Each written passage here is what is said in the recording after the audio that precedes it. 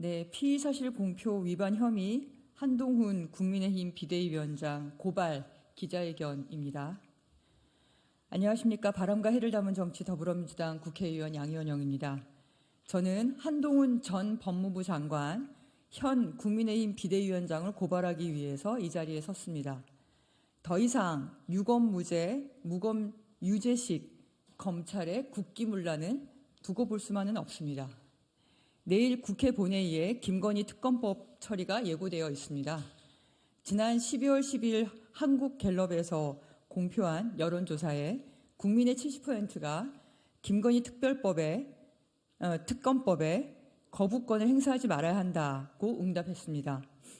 법 앞에 만인은 평등하다는 진리가 국가유지의 기본 원리라는 사실을 국민들은 알고 있기 때문입니다. 이것이 바로 공정과 상식을 바라는 우리 국민들의 목소리입니다. 김건희 여사 공범으로 추정되는 이들의 기소와 재판 과정에서 김건희 여사의 주가 조작 혐의가 드러나고 증거들이 넘쳐나고 있습니다. 이를 충분히 인지했을 수사 당국의 수사는 지지부진합니다. 압수수색은커녕 소환조사 한 번 없습니다. 조국 전 장관의 배우자는 조국 전 장관 인사청문회가 끝나기도 전에 소환조사 한 번 없이 기소한 검찰입니다. 김건희 여사와의 특수관계인 검찰총장 출신 윤석열 대통령과 검사 출신이자 전 법무부 장관이며 김건희 여사와 수백 번 카톡을 주고받는 사이인 한동훈 비대위원장과의 특수관계 때문이 아닌지 국민들은 의심하고 있습니다. 그럼에도 불구하고 한동훈 국민의힘 비대위원장은 김건희 특검법을 악법으로 규정했습니다. 특히 한동훈 비대위원장은 특검법에 담긴 수사 상황 언론 브리핑을 독소조항이라고 언급하고 있습니다. 그러나 한동훈 비대위원장은 법무부 장관 시절 기회가 있을 때마다 피의 사실을 공표해온 장본인입니다.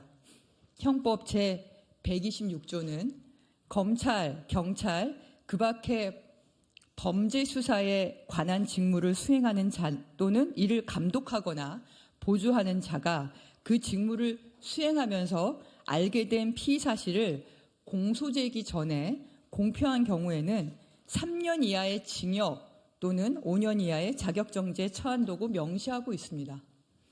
한동훈 비대위원장 스스로 공공연하게 피의 사실을 공표해 놓고 국민의 알 권리와 공정한 법 적용을 위해서 김건희 특검법을 제정하는 것은 악법이라고 지칭하다니 본인이 하면 옳고 상대당이 하면 틀리다는 전형적인 이중잣대 내로남불식 태도입니다.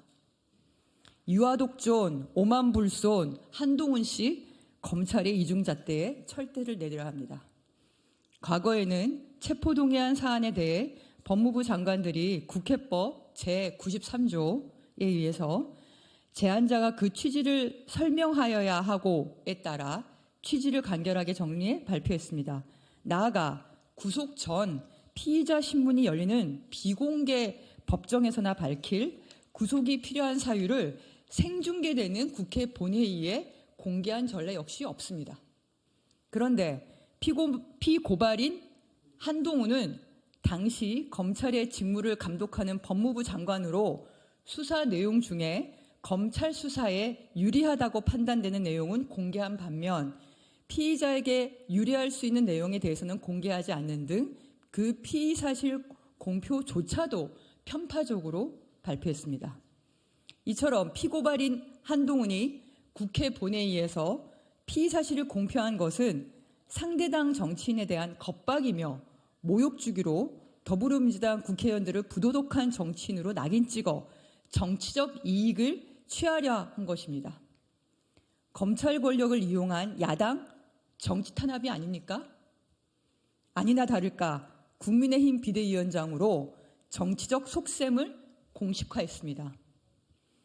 객관적인 사실이나 증거도 없이 검찰의 일방적인 주장인 피의 사실을 공표한 피고발인 한동훈의 행위에 대해서는 엄정한 처벌이 이루어져야 합니다. 이에 저 국회의원 양이원영은 서울중앙지검에 고발장을 제출하고자 합니다. 이 기자회견이 끝나면 이 고발장을 제가 접수하러 갈 겁니다. 이를 통해서 공정과 상식에 부합하는 법 집행이 이루어지고 국민 앞에 신뢰와 사랑받는 공직자상을 정립하는 계기가 될 수 있도록 피고발인 한동훈에 대한 엄정한 수사와 처벌이 이루어지길 기대합니다. 검찰 특권의식에 쩔어있는 한동훈에 대한 처벌은 국민들에게 신뢰받는 검찰에 거듭나기 위한 본보기가 될 것입니다. 네, 2023년 12월 27일 더불어민주당 국회의원 양의원이요. 감사합니다.